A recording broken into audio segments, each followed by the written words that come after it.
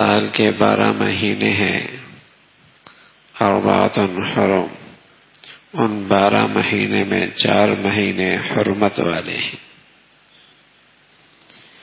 ان حرمتوں والے مہینوں میں ایک مہینہ رجب کا مہینہ ہے، حرمت والا مہینہ۔ اللہ کے نبی صلی اللہ علیہ وسلم نے اس مہینے میں کیا دیکھا، کیا فرمایا ہے، تو صحیح سند کے ساتھ جو اللہ کے نبی سے بات ثابت ہے وہ یہ ہے کہ جب یہ مہینے کی آغاز اور ابتدا ہوتی تو آپ دعا فرماتے، اللہم بارک لنا فی رجب و شعبان و بلغنا رمضان۔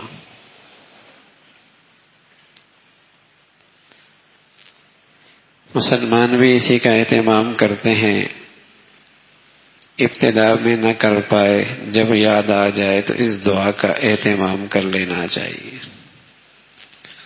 اللہم بارک لنا فی رجب و شعبان و بلغنا رمضان۔ اے اللہ میرے رجب میں، میرے شعبان میں برکت دے دے، یعنی میری عمر میں برکت دے دے کہ مجھے رمضان عطا فرما دے۔ کہ رمضان کا اہتمام رجب سے ہو رہا ہے، گویا کہ رمضان کا اہتمام تیاری رجب سے شروع ہو گئی ہے۔ یہ اللہ کے نبی صلی اللہ علیہ وسلم سے یہ عمل ثابت ہے، صحیح سند کے ساتھ، صحیح روایت کے ساتھ۔ اس کے علاوہ آپ علیہ الصلوۃ والسلام سے اس مہینے میں اور کوئی عمل ثابت نہیں ہے کہ آپ نے کسی رات میں کچھ کیا ہو، کوئی روزہ رکھا ہو، کچھ میٹھا پکایا ہو، کوئی شیرینی تقسیم کی ہو۔ ان میں سے کوئی بھی بات اللہ کے نبی سے صحیح سند سے ثابت نہیں ہے۔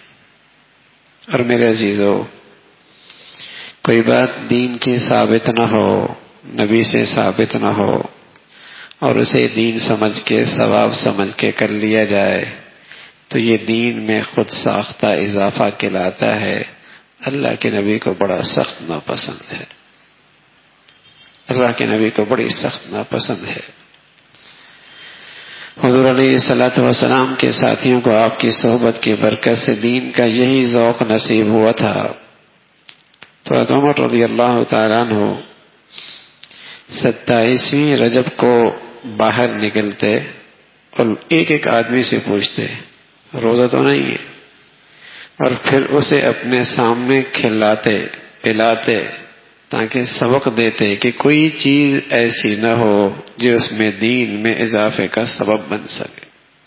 اللہ کے نبی نے نہیں کیا، کوئی شخص اس کو تجویز کرے تو اللہ کے نبی کا دل بڑا دکھتا ہے۔ یہ دین میں وہ اضافہ ہے جسے اللہ کے نبی کبھی پسند نہیں فرماتے۔ یہ سوچ ساختہ اضافہ ہے۔ ہمارے بعض بھائی بیچارے ناواقفیت سے عناد نہیں ہوتا، ناواقف ہوتے ہیں اور انہیں صحیح بات کا اندازہ نہیں ہوتا، تو اس قسم کی چیزوں کا وہ اہتمام شروع کر دیتے ہیں کہ اس دن روزہ رکھنا ہے، کنڈوں کے نام پر کچھ میٹھا پکانا ہے، تقسیم کرنا ہے، جس کی کوئی حقیقت نہیں ہے۔ تو میرے عزیزو، اس ماہ رجب میں اللہ کے نبی صلی اللہ علیہ وسلم سے جو بات ثابت ہے وہ دعا ثابت ہے، اور رمضان کا اہتمام کا آغاز ثابت ہے۔ آپ علیہ الصلوۃ والسلام نے اس کا اہتمام کیا ہے۔ باقی آپ کی زندگی میں ایک کمال ہے جس کا کوئی انکار نہیں کر سکتا، جس کا کوئی انکار کوئی نہیں کر سکتا۔